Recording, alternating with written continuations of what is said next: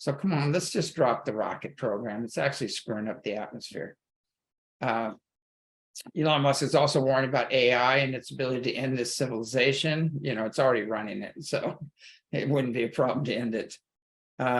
In March, the government finally admitted fluoride does neurological damage, lowering the IQ of children. Whoops.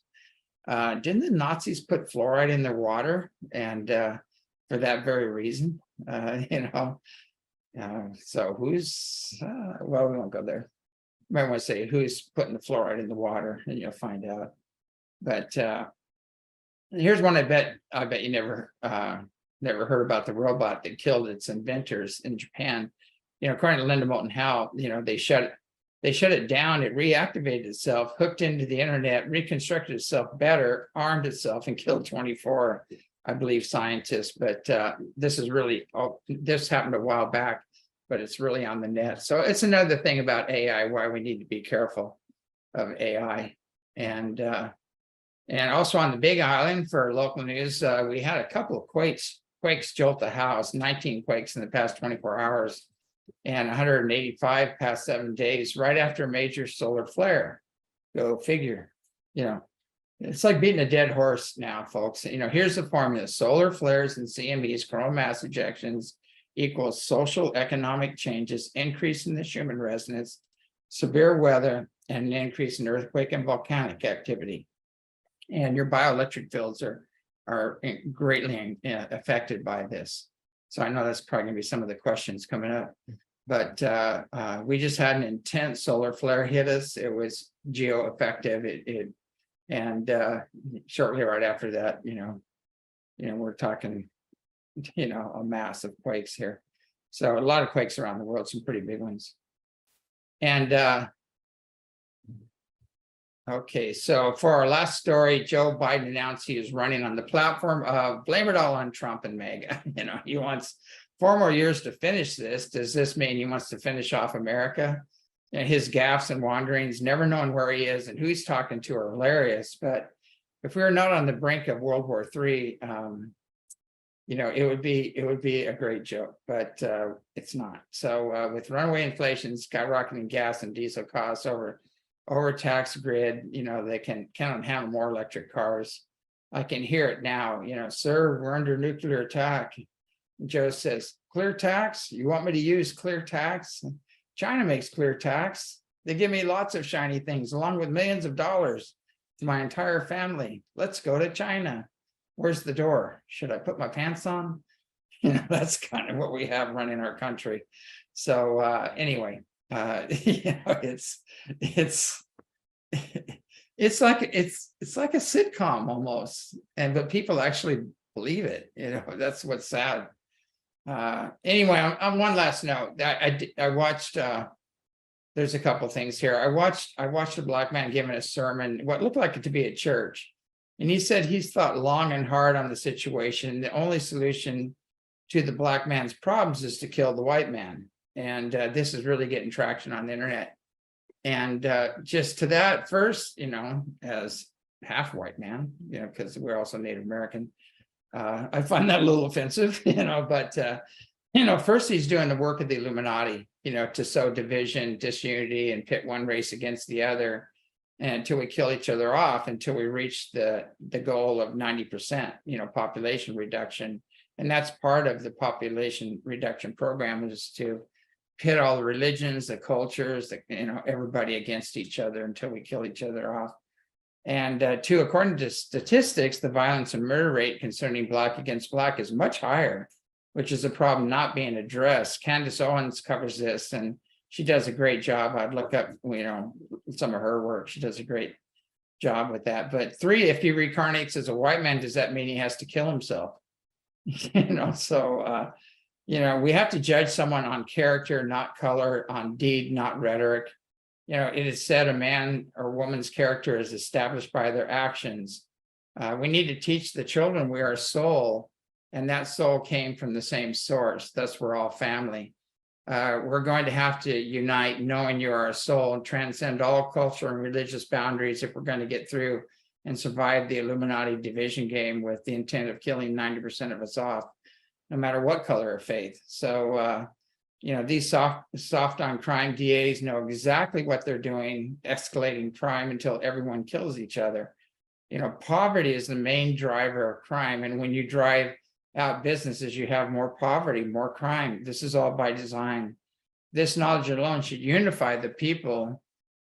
These are long-term solutions. Universal law is the solution. Holding our leaders to these principles is also a solution. Universal peace, brother, sisterly love, individual freedom, and prosperity for all. Straying away from universal law has always been the problem by those driven by narcissistic, unbridled greed, along with the unseen negative forces. So, if you don't know why there's so much inhumanity on the earth, you might want to just factor in a non-human interference, put it that way. So there are other entities, other races, other realms involved that do not like humanity and would like to see us in pain and suffering and poverty and all the other things. And so until we address that, it's going to continue. So much more going on, than meets the eye, as far as this earth transition. But I was talking to a friend of mine. I said, "You see all this chaos happening around you?" And he said, "Yes." And I said, "It's a good thing." And he goes, "What do you mean it's a good thing?" I said, "It's a good thing." And he goes, "Well, why? How can that be a good thing?" And I said, "Because it's all being uncovered. It's all coming up. It's no longer hidden. Everybody's going to see it. And then it's up to us on how we deal with it." So chaos is part of the healing process. And just remember, the more chaos, the more healing we're seeing happening. So, you can't get away from it. It's going to be happening globally, and just just know it's part of the healing process, and that it's working itself out so we can move up to the next level. But on that note, we're out of the monologue, and I wanted to bring in the questions. I know a lot of people have a ton of questions out there, so we'll see if we can get through them. What should we be focusing on right now? Trying to take down the bad guys, or finding inner peace, or create or start something? What's interesting is I've always put my energies into creation and to creating heaven on earth and creating a better place. And every place I've gone to, we've improved the land. We've created a food bank there. We've really cleaned up the energy on multiple levels and really anchored the higher consciousness and energy into that place. And that's really important. But now we're also having to set some major boundaries, because there are forces that want to shut that down or trying to close that down. And we're seeing that on every level. All the agencies have been weaponized, and anybody that's out there trying to talk about unity consciousness and everybody coming together are being targeted. I've been targeted all my life for that. And anybody that has a real knowledge of the ancient history of the earth and the real knowledge within the Bible and things like that, and what it's really saying, and that understands the other scriptures and the Vedas and all the other stuff, and the elders of all nations that study with them can see through all this and transcend all this and move into unity consciousness. So it's tricky, because I think, yes, we need to start creating heaven on earth, including our immediate reality, with our family and things like that. In some cases, you're going to have to pull away from your family because they've chosen a different path, and that's okay. And you can still love them, but you really got to get in touch with your own unique soul purpose and move on that. Is it possible to have an interaction with a higher life form, ET, during a dream? And what should someone do with the information they receive? Yeah, I mean, I think it was weird if I was not having contact. I'm having contact every night. Sometimes it's really awesome, and sometimes it's not, because we're cleaning up these lower levels. And a lot of people are getting hammered right now with these unseen negative influences, because the veils between worlds are getting thinner.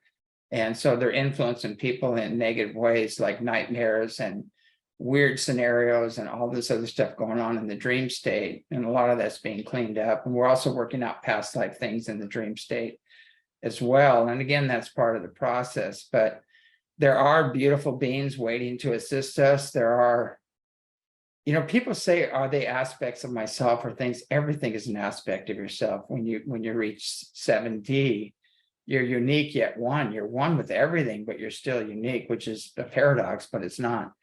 And so it's kind of interesting that there's just so much going on, and people at different levels of evolution, and people have different levels of woundedness, if that's a name, and they're processing wounds and traumas and wrong conclusions from past experience, and this is all being brought up to the surface right now. So I think it is important that we do set some firm boundaries and adhere to universal law, hold our leadership to universal law, and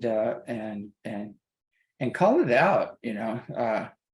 I had somebody say something to me once, and I said, "Wow, you're totally misinformed." And he goes, "What do you mean?" And I said, You think you're a body and a personality, and you identify with your color and your belief and everything." I said, "But that's not you." They go, "What do you mean?" I said, "You're a soul. You came from Creator, God, Source, Great Spirit, whatever you want to call it." And I said, "We came from the same source, and this is just a little meat suit we're running around in." So anyway, it was kind of interesting, and I kind of, "Come here, brother," it's like, "Come here, sister," whatever. But we have to get to that stage where that's where all the division is going on, and it's all social engineering, it's old grudges, it's old cultural grudges. We have to transcend all of that and move up to the next level, and then you realize everything. We're all family. We all came from Creator. We're all part of Creator's family, and work from that level, and diversity is fine within that. And so, Creator loves diversity. Just as there are nature spirits that resemble and care for their element, do we have spirits caring for our bodies? I've received a lot of healings from different beings that have come in and helped out. And there's some beings that are better at it than others. There's a whole universe of healers out there. Like a lot of the 6-dimensional feline beings have incredible healing. They're very protective, and they have incredible healing abilities. The basics like Yeshua and Mary and the Divine Feminine, and there's so many different beings out there you can tune into. When I was a child, I was dying in the hospital at 5, and Mary appeared to me. And as a disclaimer, we're not Catholic. Mary's a universal master, and she appears to everybody, and she's very involved in the children right now. What you're going to see right now, what's happening to the children now, is going to come up everywhere. There's nowhere, and that's part of their work. The Divine Feminine is done with it. They're done with what's happening to the children. So that's all going to be exposed. But there's so many out there, but we have to initiate it. We have to ask, and there's many levels to healing, because a lot of times the disease or a problem has several levels to it. So you got to go up the vibrational continuum, and it might be past life trauma that's creating that problem. It might be childhood trauma. It might be a negative influence that's hammering on you, that's trying to shut you down. There's many things that are happening. So when you're in the moment, you can get that information from spirit and pinpoint it, and then help clear that out. If you had a light ship for 24 hours, where would you go and what would you do? God, probably be off this planet. I was meditating once, and the Pleiadians were showing me a past life where I had a pretty large ship, and it was well known throughout the galaxy and the universe, basically, because it was a 5D ship, and I guess we wreaked havoc on some beings that were a little tyrannical out there in the system. But and I was saying to him, I go, "Hey, just give me my ship back. I can take care of all this." I said, "Just give me a teleporter and a full bank of lasers, no problem. We can." And they told me that's exactly why you don't have your ship back. Which said everything, But a lot of things people need to work out. They need to, but some things they do intervene on. Some things they have to intervene on, because it's out of our pay grade. I mean, some of the things that we're up against right now are multidimensional, and we don't have the tools to deal with them. So they come in and help us with those. But there's so many levels, and there's a lot of help out there. What are your thoughts on Planet X? And do you believe we're on track for an asteroid impact, possibly from Apophis or another object pushed by Planet X? off the coast of California in April 2029. Wow. In 2029. But You know, almost an anything you asteroid hear, impact. yeah, almost anything you hear from NASA, which is they might just throw it out the window. By the time they see an asteroid, it's already past us, you know, so it's but you know, we have a lot of, there's a net out there, and there's all these different beings watching this, and they have time travel. They can go forward or backward in time and see what's going on or what's going to happen. And it's like batting practice. They've diverted a lot of good sized meteors that should have hit the earth. But you know, what I'm looking at right now is that there are places like parts of California, you know, New York, Portland, Oregon, Seattle, you know, along the coast there, things like that. And those cities are driving things into the ground. They're becoming so impoverished. There's so much pain and suffering there, and so much, the consciousness is devolving there. And there's just pure tyranny going on there, and unbridled greed beyond anything you can imagine. And the decadence too. And those areas right now, if they don't flip and shift, they can't stay. And there has to be some kind of event, and it's going to be big, that's going to cleanse those areas so the whole earth can go. And this is going to sound heavy, and I'm not trying to preach a wrathful God, you know, or anything else, but like Sodom and Gomorrah, they declined so bad. If you went into town, you probably got raped, or they were having sex with animals in the streets, and it was so bad there, and the crime was so bad, and the decadence got so bad that a group came in there and they said, you know, we have to surgically remove this because it's affecting the whole planet. And the whole planet is devolving, and it's going to collapse if we don't do something. So they were Andromedans, and people call them angels. They're 8 to 10 foot tall beings, and some of these guys, and they have magnetized light bodies. And this was another group. I think this was a more physical group that came in from the Andromedas, and they came in and warned a lot. You know, they said, you know, bring me 10 good men, I think it was, and bring me one good man. He couldn't find anybody. And so they said, okay, get out, take your family and get out. And so they did. And when they said that, was it Sarah's wife? I'm not sure what her name was, but when she looked back, really looked back, means she went back. She didn't want to leave her house and all her belongings and everything. And she got turned into a pillar of salt. So, you know, what does that mean? You know, a pillar of salt, that's exactly what a nuclear explosion does to people. They just end up looking like white powder, like salt. But anyway, I'm not saying that's going to happen, but you know, they could allow something to come in and hit off the coast of these areas. There could be a massive quake that's going to drive a tsunami inward. There's a lot of possible scenarios there, and that's kind of like a warning to the people in there. You either have to get out or hold your leaders accountable and clean up that mess there, because it's going to be cleaned up one way or the other. You know, it's just universal law. What are your thoughts on the Deagle reports predicting massive Western population declines? And do you think COVID and/or the vax has anything to do with it? Of course it does. Yeah, Dr. Deagle's brilliant. You know, his information. He's the guy that knows. He was fully aware of the chemtrails and what they're doing with that and all the heavy metals in them. He's aware of it's not a vax, it's a mRNA injection. It's not even a vaccine. It doesn't even operate like a vaccine. But you know, now it's proven to be neither safe or effective. So we have friends that got vax and they all got COVID. You know, they got sicker than anybody. So pay attention. You know, don't just turn off your TV and all the commercials and pay attention to what's happening around you. You know, if you let food be your medicine, eat close to the land, eat naturally, focus on, you know, yourself being whole and healthy, do intention walks where you say, I've always been whole and healthy every day. Take your shoes off, ground with the earth. You'll see your health will just go way up. And be the observer and watch your thoughts, and how much negative thought do you allow into your life. Like, I have to watch a lot of things happening in the news and things like that, because of the radio show, but I can do it with loving detachment and be an observer without attachment. But few people can do that. They get all caught up in it, and that's what they're trying to do.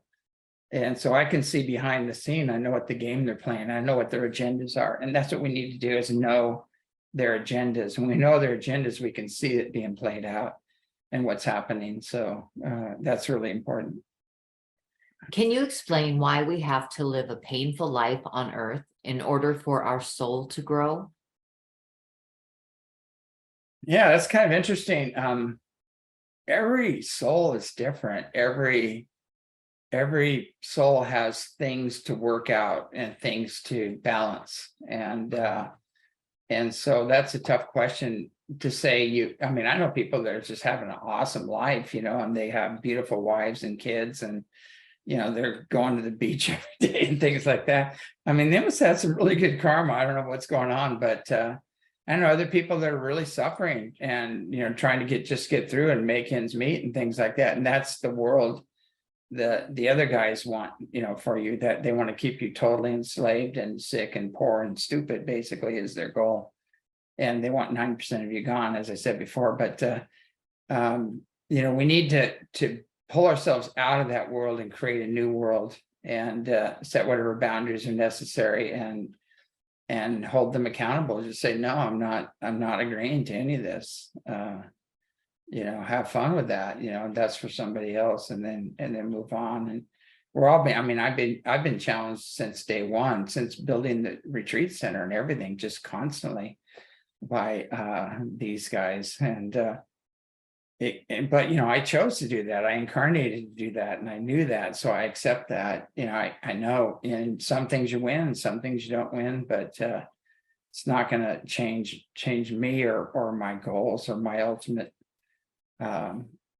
unique soul purpose. I'm just going to continue with it, and that's what we're all being asked to do, basically, is wake up and remember who we are and get on with our mission. Do you believe in Jesus Christ? You know what? I don't believe in Jesus Christ, because in belief, there's a lie. So I know Jesus Christ, literally. And I know his real mission, why he came, why he incarnated. And in his life was his teachings. And so, to make a story short, it's a long story. There's so much more to the story than we've been told. But when he came in, he said, "I'm the Son of Man, the son of Joseph and Mary." And then later on, he said, "Okay, I'm a messenger." And he started receiving messages, and he was a messenger and started delivering the messages at a very young age in the temples. And then later on, he said, "Wait a second, I'm not the son of Joseph and Mary. I'm not this body and this personality. I'm a soul. I came from God. I was born of God. I'm a son of God." And then later on in his meditations, he achieved total immersion, which is at one-ment or atonement, whatever you want to call it. And he became one with God, which is the one consciousness that encompasses all consciousness on all planes and dimensions throughout the multiverse. He merged with that same spark is within all of us, and we can ignite it to become the full flame.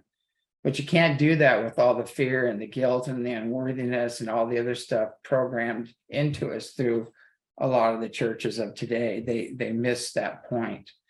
And so they use an external God, usually a wrathful God that nobody can appease, and they promote fear and guilt and unworthiness, and you owe us because he died for your sin. But unfortunately, sin was happening right up to his death, and sin continued after his death. So that doesn't add up. And he didn't die for our sins. He died by bringing us the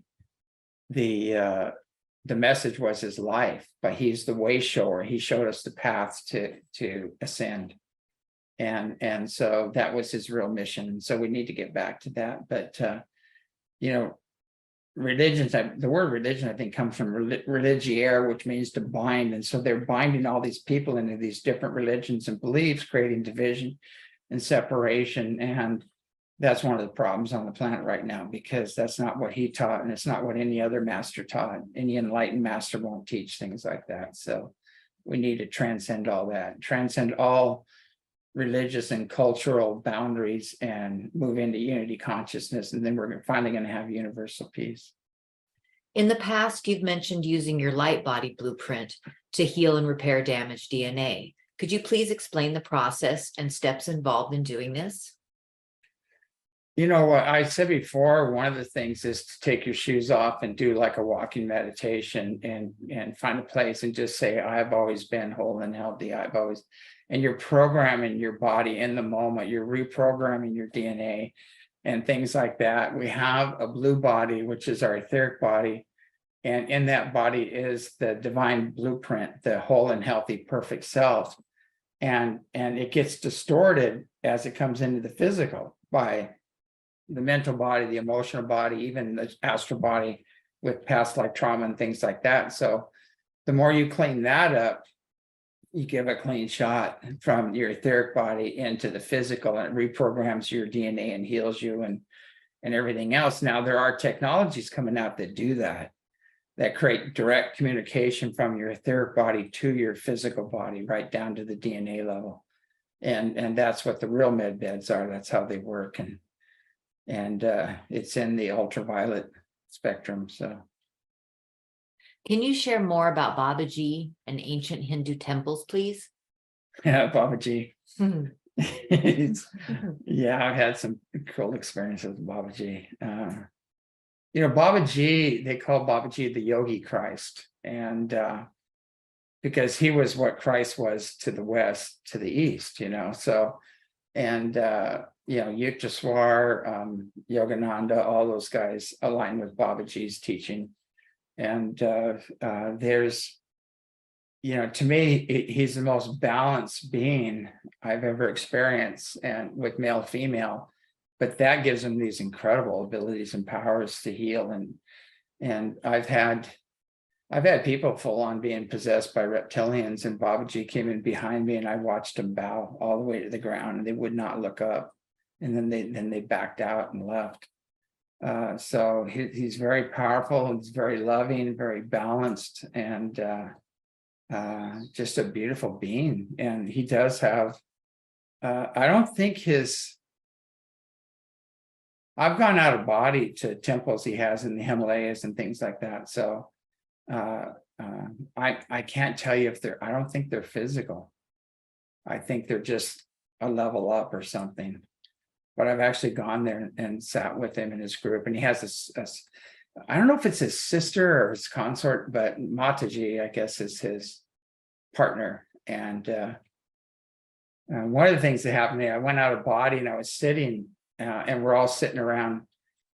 There's like a pool of water, and we're all sitting around it. And he took his hand, and he had all these stones and crystals in his hand, and he shook his hand, put his hand out, and he told me, grab a stone. It was all telepathic. There was no words.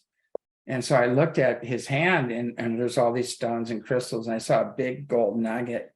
And then I saw these pure, clear crystals, really nice ones and everything. And in my mind, I go, he wants me to grab the clear one. But if I grab the clear one, I won't know if that's what he really wanted. So I went to grab the gold one, and he shut his hand and mixed them up again, and he opened it up again. And so I picked the clear one. So it's not the gold, it's the clarity that you want, the clarity of mind and consciousness. But it was kind of interesting. And then his mate, Mataji, and I'm not sure exactly what the relationship, I've heard 5 different stories on that, but beautiful woman.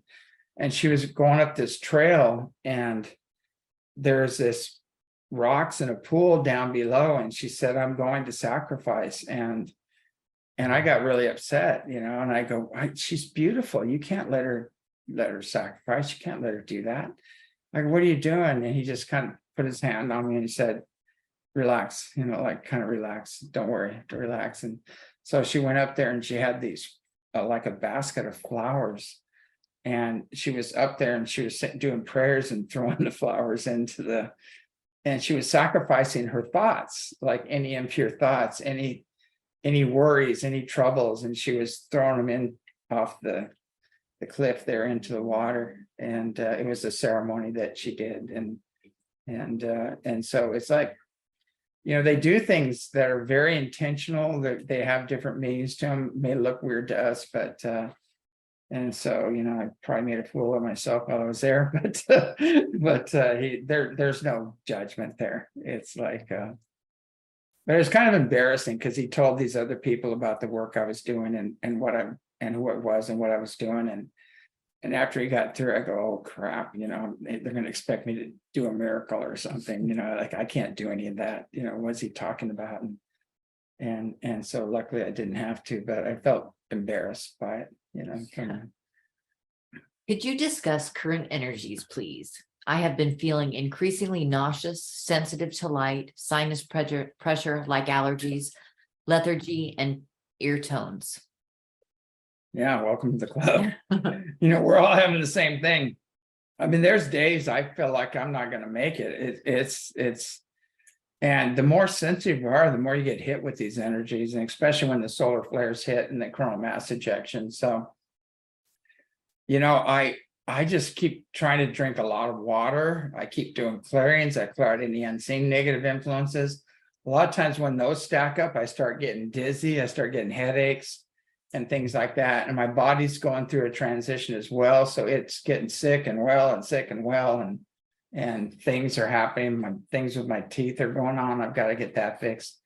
But these energies are bringing a lot of things to our attention, both physically and spiritually and mentally and emotionally, and to heal. And our body's trying to match the new frequencies. So we are going to experience a lot of discomfort, and it's part of the ascension process. But a lot of the ringing in the ears is it's actually contact. It's high frequency conscious and energy coming into your head, and it comes out later when you need it, the information. So it's that kind of a thing. But there's just realize you're not alone, and just do everything possible, and eat lighter and get there's a lot of herbal remedies that can help with that, and we teach that. We have wonderful people. Kathy's going to be doing workshops on that, on herbal, a lot of herbal remedies, and so just do everything as natural as you can. Drink a lot of water, and my famous thing, I keep going, this too shall pass. I'm sitting there going, oh God, am I going to wake up alive? I don't know. And a lot of times, and you get hit by these other negative energies which really slam you, and they can create physical problems in your body as well. So, but they can also heal as fast as they come by bringing in the higher dimensional beings. So we're all going through it, and it's not a fun ticket, but we all chose to incarnate through these times. If the sun and moon are not what we've been told they are, what are the stars? Well, I don't know what that person's been told the sun and the moon are, but they aren't what we've been told by science, that's for sure. And the moon, the moon is in our history, our ancient history, once there was no moon, then there was two moons, and now there's one moon, and that moon is actually starting to move. And so the moon is actually was a terraforming planet, and it's gone back and forth between the positive guys and the negative guys. It's gone back and forth several times, and I think it's in the process of being reclaimed again, and Mars as well. And so there's whole civilizations, living within the moon and Mars. There's bases there. The backside of the moon is just littered with bases. So it's not at all what we've been told. And again, we've been able to go back and forth to the Mars and the moon using anti-gravity and counter-gravity, and it just takes a very short time. It's not at all what we've been told. And it's been going on for a long time. The Secret Space Fleet has fleets of ships that go back and forth, and so as well the other higher dimensional beings, they're always zipping around out there. Would you please let us know the best way for us to observe, photograph, or videograph UFOs? Do you recommend using IR binoculars or cameras? Yeah, definitely. I want to talk a little bit more about the sun. Okay. The sun is really bizarre because we have photographs of the sun, and you see beings that look like Apollo and things like that the Greek gods talk about. And NASA actually has these photographs of these beings, and they're they don't have physical bodies, so the sun isn't hot to them, and they have 70 light bodies, which is that golden plane of bliss, and it's a golden white, it's a white and gold light, and that's what the sun's doing. So the suns are conscious. There's much more to them now. On one level too, the sun, people go, why are there black holes on the sun? If the sun's this hot burning ball, gaseous ball, how come why does it have coronal holes? And because it's just as cold on the inside as it's hot on the outside.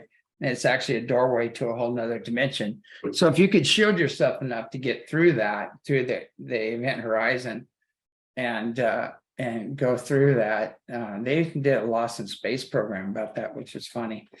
And you can actually get through that and going into a whole different dimension or a different galaxy, but they aren't what we've been told at all. And as far as what I film with, I actually brought this to show people. I have a let me move this so I can see what I'm showing people. I'll make this bigger. Okay, we're good. All right, so what the camera I use is it's called Night Optics, and I don't know if you can see it. This is it. And it's a Sony 550. It's an older Sony camera, and it has a little coupling on it. And then it has a 3rd gen Night Optics. And these guys are great. You probably Google Night Optics, and they'll probably sell you the adapter too to your camera. And that has been the best.